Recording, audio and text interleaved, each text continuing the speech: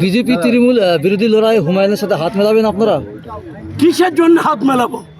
আগে হুমায়ুন কবির বিগত দিনে যে ভাষাটা ইউজ করেছিল, এই বাংলা সম্প্রীতির বাংলা, এই বাংলা একে অপরের ভালোবাসার বাংলা, যে বলেছিল যেদিন 70% 30%, অর্থাৎ 30% হিন্দু 70% মুসলমান, ওই মুর্শিদাবাদে মেরে ওদেরকে ভাগীরথীতে পাঠিয়ে দেবে হিন্দু সম্প্রদায়কে।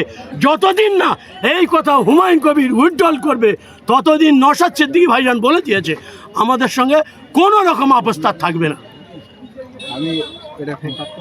আমি এই প্রশ্নটা একটু ঘুরিয়ে করি, মানে কিভাবে 2026-এর আগে হুমায়ুন কবির তিনি বলেছিলেন বাবরি মসজিদ করবেন এবং সম্পূর্ণ একটা নতুন দল করবেন। আপনারা তো 2026-এর আগে বলছেন জোটের সঙ্গে লড়াই করবে। যদি হুমায়ুন কবির প্রস্তাব দেন সম্পূর্ণ নতুন দল করে, তাহলে কি আপনারা ওই দলটাকে আপনাদের সঙ্গে জোট করে মাঠে ময়দানে নামবেন? দেখুন, জোট আমরা করতে চাই। নওশাদ সিদ্দিকী প্রত্যেকটা মুহূর্তে রাজনৈতিক, অরাজনৈতিক, পলিটিক্স সমস্ত বিষয় যারা বিজেপি এবং তৃণমূলের বিরুদ্ধে লড়তে চায়, তাদের সঙ্গে আমরা সঙ্গ দিতে চাই। কিন্তু হুমায়ুন কবির তার স্ট্যান্ডটাকে আগে ঠিক করুক। তিনি তো এখনও দিদির অবস্থানে অনড়, এবং তিনি যে ভাষাগুলো বিগত দিনে ইউজ করেছে, সাম্প্রদায়িক নষ্টকারী ভাষা, সেখান থেকে সেই ভাষাটাকে উইথড্রল করুক। তারপরে অবশ্যই চিন্তাভাবনা করবে আমাদের যে রাজ্য নেতৃত্ব আছে, যারা আছেন, নওশাদ সিদ্দিকী ভাই থেকে শুরু করে আরও নেতৃত্বরা, তখন চিন্তা করবেন তাকে নেওয়া যায় কি না নেওয়া যায়। সেটা সময়ের সঙ্গে আপনারা সবাই জানতে পারবেন, আমাদের রাজ্য নেতৃত্বরা তারা জানিয়ে দেবেন।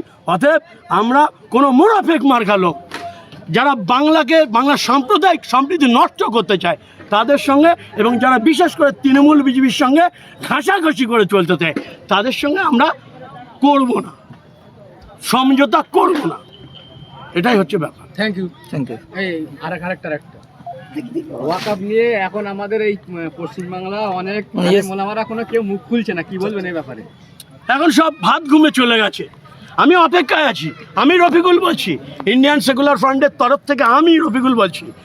কারণ আমি বিগত দিনে কোনো পলিটিক্স করিনি, আমি অরাজনৈতিক সংগঠনের সঙ্গে দীর্ঘদিন ছিলাম এবং থেকে বুঝতে পেরেছি ভারতবর্ষ তথা পশ্চিমবাংলার যে কন্ডিশন, যে প্রেক্ষাপট চলছে, রাজনৈতিক যে প্রেক্ষাপট, তাতে করে সংখ্যালঘু সম্প্রদায় শুধু মুসলমান বলে নয়, আদিবাসী থেকে সাঁওতাল থেকে শুরু করে সমস্ত সম্প্রদায়ের উপরে ক্রমশ বুলডোজার চালানো হচ্ছে। মানে 2011 সালের আগে জানা, মানে 1947 সালের স্বাধীনতার পরে এবং 2011 সালের আগে জানা ক্ষতি এই বাংলায় সংখ্যালঘু সম্প্রদায়ের করেছে এই মুখ্যমন্ত্রী মমতা বন্দ্যোপাধ্যায় তার থেকে দ্বিগুণ ক্ষতি করেছে। অতএব আমরা এই যে ওয়াকআপ নিয়ে যে বা যারা কথা বলছেন, এখনও মনে মনে চটি চাপছে, মানে প্রকাশ করতে পারছে না, প্রকাশ করলে এখন হেনস্থা হতে হবে, তো এখনও মনে মনে চটি চাপছে। যারা 26 সালের ভোটের আগে যারা জাগ্রত হবে, যে সমস্ত অরাজনৈতিক সংগঠনগুলো আছে, তারা যদি ওই দিদিকে আবার চাটতে চায়, তাদের বিরুদ্ধে কি বলতে হয় আমি রফিকুল জবাব দেবো একটা নাম ধরে। কারণ আজকে আমাদের রাজনীতি করার সময় নয়, আজকে আমাদের টিকে থাকার সময়। আমাদের পায়ের তলার মাটি কেড়ে নিচ্ছে নরেন্দ্র মোদী, অমিত শাহ, আমাদের মসজিদ, আমাদের মাদ্রাসা, আমাদের খানকা শরীফ, শিক্ষা দীক্ষা সমস্তটাই কেড়ে নিচ্ছে সেই নরেন্দ্র মোদী, অমিত শাহ। সেই আগুন যে জ্বেলেছে নরেন্দ্র মোদী, অমিত শাহ, ঘি ঢালছে মমতা বন্দ্যোপাধ্যায়, এরা দুজনাই অপরাধী। আর এদের সঙ্গে সঙ্গ দিয়ে যে দাঁড়িয়ালা টুপিওয়ালা, এদের সঙ্গে সঙ্গ দিয়ে এদের নিয়ে কথা বলতে আসবে, তার বিরুদ্ধে আমি রফিকুল একটা করে কথা বলবো। সময়ের সঙ্গে দেখতে পাবেন। এখন এই পর্যন্ত থাকলো, আমরা দেখছি কে কার কতটা স্ট্যান্ড। আজকে এখনও যদি তারা চাটতে থাকে, যদি সেখান থেকে ফিরে না আসে, তারা যদি প্রতিবাদ না করে, আগামী দিন তাদের কি বলতে হয় আপনাদের মাধ্যমেই বাংলার মানুষকে জানাবো। সময়ের অপেক্ষা, কারণ ভোট এখনও দেরি আছে। মুখ্যমন্ত্রী মমতা ব্যানার্জি যিনি শওকত মোল্লাকে বলেন তুই বোম বাঁধিস, সেই শওকত মোল্লা আবার আরাবুলকে বলছে পাল্টা তুই টাকার বিনিময়ে টিকিট বিক্রি করেছিস, কি বলবেন এই বিষয়ে? দেখুন, ওই যে বললাম মুদ্রা রেপিট আর রফিক, শওকত মোল্লা আর আরাবুল, আমি দুটো আলাদা দেখি। মুদ্রা রেপিট আর রফিক, আজকে ওই আরাবুল শওকত মোল্লাকে নিয়েই তো কোলে করে ঘুরত। আরাবুল নাকি লোকের কাছ থেকে টিকিট দিত, টাকা নিত। সে পঞ্চায়েতের টিকিট বলুন, আর জেলা পরিষদের টিকিট বলুন, আর গ্রাম সভার টিকিট বলুন, দিত, কাঁড়ি কাঁড়ি টাকা নিত। কে বলছে? শওকত মোল্লা বলছে। তাহলে শওকত মোল্লা এখন কেন বলছে? উনি কি জানতো না? আসলে মনে হয় শওকত মোল্লার ভাগ দেয়নি, ওই জন্য শওকত মোল্লা এই কথাটা বলছে। আরাবুল যতটা দায়ী, শওকত মোল্লা তার থেকে আরো বেশি দায়ী। ভাঙড়ে যে এই যে খুন হয়ে গেছে, জখম হয়েছে, এই আরাবুল শওকত মোল্লাকে দিয়েই লোক এনেছিল। এনে এরা দুজনা মিলেই এই ভাঙড়টাকে শেষ করে দিতে চাইছে। তাই ভাঙড়ের মানুষ বুঝতে পারছে আরাবুল যতটা দায়ী, ততটাই দায়ী শওকত মোল্লা। তাই ভাঙড়ের মানুষ বুঝতে পারছে যে আমরা এই শয়তান মার্কা, মুখোশধারী, অসভ্য, লুট সন্ত্রাসবাদী নেতাদের চাই না, আমরা স্বচ্ছ নেতা চাই। সেই স্বচ্ছ নেতার সন্ধান পেয়ে গেছে, তাই দুহাত ভরে নওশাদ সিদ্দিকীকে ভোট দিয়েছিল। এবারেও সেই ভোটটা দেবে, তার প্রস্তুতি নিয়ে চলছে ফুল দমে। আর আপনারা নিশ্চয়ই জানেন আমাদের যে লোকসভা ভোট হয়ে গেছে, সেই লোকসভা ভোটে যিনি পার্টিসিপেট করেছিলেন, জয়ী হয়েছিলেন। কিভাবে জয়ী হয়েছিলেন আমরা সবাই জানি। ওই যে আগেই বললাম না যে বল প্রয়োগ করে ভয় দেখিয়ে নেতা হওয়া যায় না। নেতা হতে গেলে, জননেতা হতে গেলে জনগণের সঙ্গে মিশে থাকতে হয়, তবেই সে জননেতা হয়।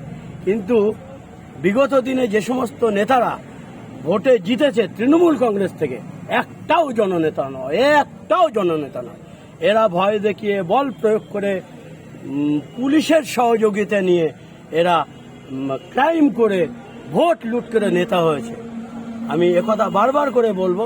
তাই এবারে যে উপনির্বাচন আছে, এই উপনির্বাচনে আইএসএফ দল গঠন হয়েছে, লড়াই করবে, প্রত্যেকটা ময়দানেই প্রার্থী দেবে। উপনির্বাচন হোক, স্কুল ভোট হোক, আর যে ভোটে হোক না কেন, আমাদের এবারে লোকসভা নির্বাচন, উপনির্বাচন হবে, সাথে বিধানসভা, হাওড়া বিধানসভা উপনির্বাচন হবে, একটা জেলা পরিষদও আছে, সেটাও হবে। আমরা সবটাই প্রার্থী দেবো, আমরা লড়বো, এটা কোনো সন্দেহ নেই। আইএসএফ ভোটের ময়দানে এসছে, মানুষের স্বার্থে এসছে, সমাজ পরিবর্তনের জন্য এসছে। আমরা ক্ষমতা দখলের জন্য আসিনি। সমাজে যে অধপতন দেখা দিয়েছে, শিক্ষা, স্বাস্থ্য, বাসস্থান থেকে শুরু করে মানুষ নাজেহাল। আজকে ভিক্ষাবৃত্তি দিয়ে চলছে, কিছু পয়সা দিয়ে ভোট কেনা প্রতিযোগিতা নিয়ে, আর বল প্রয়োগ করে, ভয় দেখিয়ে তারা লুট করে, জনগণের ভোট লুট করে, জনগণের অধিকার বঞ্চিত করে নেতা হচ্ছে। এর বিরুদ্ধে আমাদের লড়াই। এই বাংলার মানুষের একটা স্বচ্ছ ভাবমূর্তি দেব। বাংলা যে আমাদের ভারতবর্ষের কাছে একটা অবহেলিত, লাঞ্ছিত হয়ে গেছে, বাংলার মুখ পুড়ে গেছে। এই বাংলাকে আমরা আবার সজাগ করব। বাংলার মানুষের অধিকার ফিরিয়ে দেওয়ার জন্য আইএসএফ এর জন্ম হয়েছে। নওশাদ ভাই আব্বাস সিদ্দিকের নেতৃত্বে এই দল চলছে, আমরাও তাদের নেতৃত্বে আছি। আমরা সৈনিক, প্রত্যেকটা মুহূর্তে আমরা এই বাংলাকে এগিয়ে নিয়ে যাওয়ার জন্য, বাংলা একটা সুস্থ পরিবেশ দেওয়ার জন্য আমরা রেডি আছি, প্রস্তুত আছি। প্রত্যেকটা ইলেকশনে আমরা লড়ব।